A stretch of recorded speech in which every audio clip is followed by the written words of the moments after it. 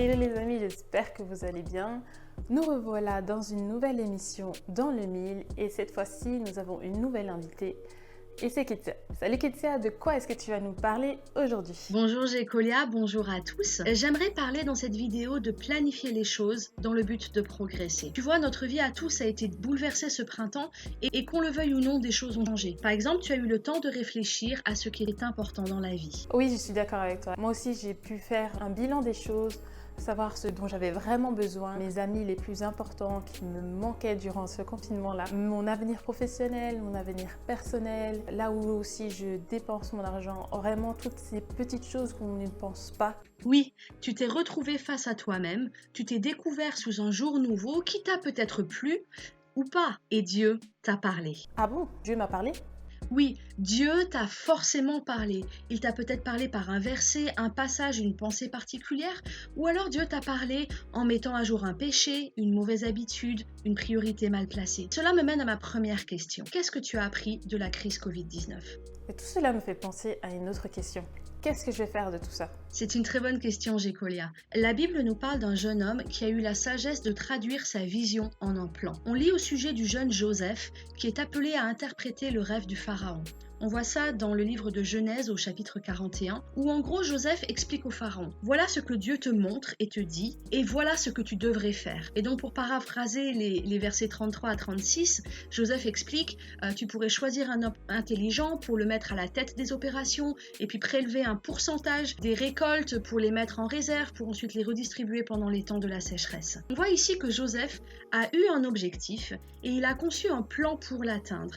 Et c'est ce que je te propose de t'accompagner à faire aujourd'hui. Oui, je me souviens de cette histoire. Comment et du coup on s'y prend pour le faire? J'aimerais t'amener à considérer 4 choses importantes pour les semaines à venir. Premièrement, définir où tu veux aller. Deuxièmement, déterminer comment tu veux t'y prendre. Ensuite, construire des changements durables. Et enfin, te lancer. Premièrement, il faut que tu décides où tu veux aller. Peut-être que tu as des grands projets en tête qui vont guider toute ta vie ou des rêves un peu fous et bien flous qui paraissent inatteignables. Mais si on n'a rien de tout ça, est-ce que ça veut dire qu'on n'a pas de projet dans la vie? Ne culpabilise pas et ne panique pas. Vraiment, te prends pas la tête. Les projets de vie prennent souvent des années à se définir. Par exemple, pour moi, c'est seulement après plus de 30 ans de vie que je commence à entrevoir une direction particulière que Dieu est en train de préciser pour ma vie. Et franchement, j'ai été fidèle à Dieu toute ma vie. Et les choix que j'ai faits, les emplois que j'ai occupés, tout ça pour moi, c'était vraiment guidé par lui. Mais c'est seulement maintenant qu'il y a quelque chose de précis qui commence à se dessiner. Alors je t'encourage vraiment à continuer à t'accrocher à Dieu, à lui faire confiance que lui, il a des projets pour toi. Et peut-être que ces projets pour toi, pour maintenant, ça peut être de travailler ta patience, de travailler ton pardon ou la maîtrise de toi face à des péchés ou des tentations. Aussi être de dégager du temps pour faire des choses, pour servir des personnes autour de toi ou de réserver une partie de ton salaire pour la donner pour la mission. Je ne sais pas. Par contre, je te repose ma question. Où veux-tu aller? Quelle est ta vision? Quels sont tes projets? Maintenant que la première étape est faite, c'est quoi la suite? La Bible nous dit en Luc 14, 28, « Lequel de vous, s'il veut bâtir une tour, ne s'assied d'abord pour calculer la dépense et voir s'il a de quoi la terminer ?» Et ce verset présente un principe vraiment fondamental, c'est que tout projet coûte quelque chose et qu'il est préférable de calculer ce coût avant de se lancer. Et donc dans cette deuxième étape, sur la planification, j'aimerais aborder quelques points. D'abord, avant de te lancer, assure-toi de mesurer le risque de ce projet. Pose-toi des questions du type: quels vont être les risques, quel vont être l'impact de ce projet sur ma vie, mais aussi sur la vie de mes proches, de ma famille. Est-ce que ces objectifs sont justes?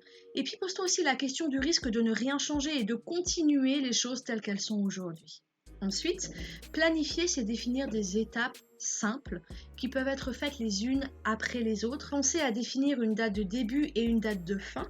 Non seulement ça donne une ligne de conduite qui aide à planifier les choses et à se projeter, mais c'est également une motivation. C'est vrai, moi j'aime bien programmer mes activités pour les atteindre. Tu trouveras dans la description de cette vidéo des consignes pour télécharger un document qui t'aidera dans la planification de ton projet, donc je t'encourage vraiment à aller le voir. Oui les amis, je vous encourage à télécharger le document à la fin de cette vidéo. Normalement elle sera en barre de description, mais si elle ne l'est pas, vous pouvez nous envoyer un message, mettre un commentaire et on vous enverra le document. Et pour finir cette deuxième partie, une fois que tu as évalué le risque et planifié, commence à rechercher les ressources dont tu vas avoir besoin. Peut-être que tu as surtout besoin de consacrer du temps à ton projet et pour cela, il faut que tu arrêtes certaines activités. Peut-être que tu as besoin de mettre de l'argent de côté et qu'il va falloir faire des choix dans tes sorties et tes achats. Peut-être que tu vas avoir besoin de faire des études ou des formations pour acquérir des compétences dont tu as besoin.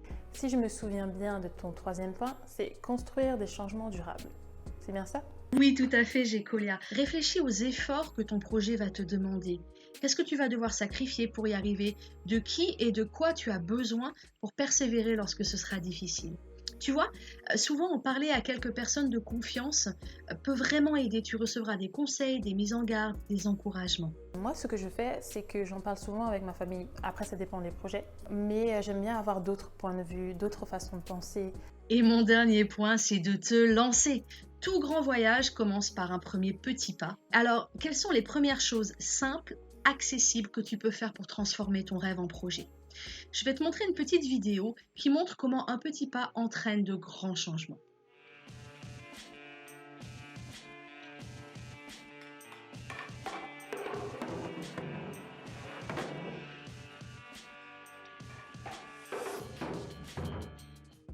Vraiment, je kiffe cette vidéo. Et du coup, je te pose la question. Quel est ton premier pas? Quelle est la première petite chose que tu peux commencer à faire pour te lancer sur le chemin de ton projet? Ok, imaginons qu'une personne ait fait tout ça et qu'elle n'arrive pas au bout. Est-ce que ça veut dire que Dieu est fâché contre lui? Non, très probablement pas. Et du coup, j'aimerais vraiment te laisser avec ce dernier passage qui se situe en Proverbe 19-21. Il y a dans le cœur de l'homme beaucoup de projets, mais c'est le plan de l'Éternel qui s'accomplit. Et moi, je vois vraiment deux choses dans ce passage. D'un côté, un appel à l'humilité et de l'autre, un appel à l'espérance. En tant qu'être humain, on peut faire tous les projets qu'on veut, mais au final, c'est le projet de Dieu, c'est le plan de Dieu qui va s'accomplir. Et donc ça, c'est un appel à l'humilité. Et ça me fait aussi penser à ce chapitre 3 de l'Ecclésiaste qui nous dit qu'il y a un temps pour toute chose sous le soleil et que Dieu fait toutes choses belles en son temps. Ne cherche pas à accélérer ou à ralentir les choses qui viennent de Dieu. Fais-lui confiance que les choses s'accomplissent en son temps.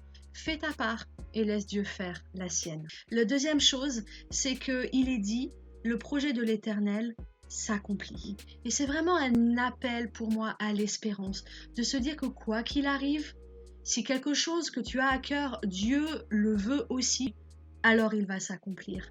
Et de la même manière qu'on voit ça dans ce passage de Genèse où Joseph va atteindre la plus haute reconnaissance dans l'empire du Pharaon, les projets de Dieu pour toi vont s'accomplir, même s'ils paraissent complètement fous et complètement hors de portée. Et donc, j'aimerais vraiment terminer avec cette dernière phrase. Peut-être que ton désir ou ton rêve semble trop grand ou hors de portée, mais s'ils viennent de Dieu, alors ils deviendront réalité, tant que tu restes attaché à lui. Merci Ketia pour ce partage. Les amis, nous arrivons à la fin de cette vidéo. Et comme toujours, c'est bien trop court. Mais ne vous inquiétez pas, on se retrouve la semaine prochaine avec d'autres invités. D'ici là, je vous souhaite tout de bon et bonne semaine à vous. Bisous!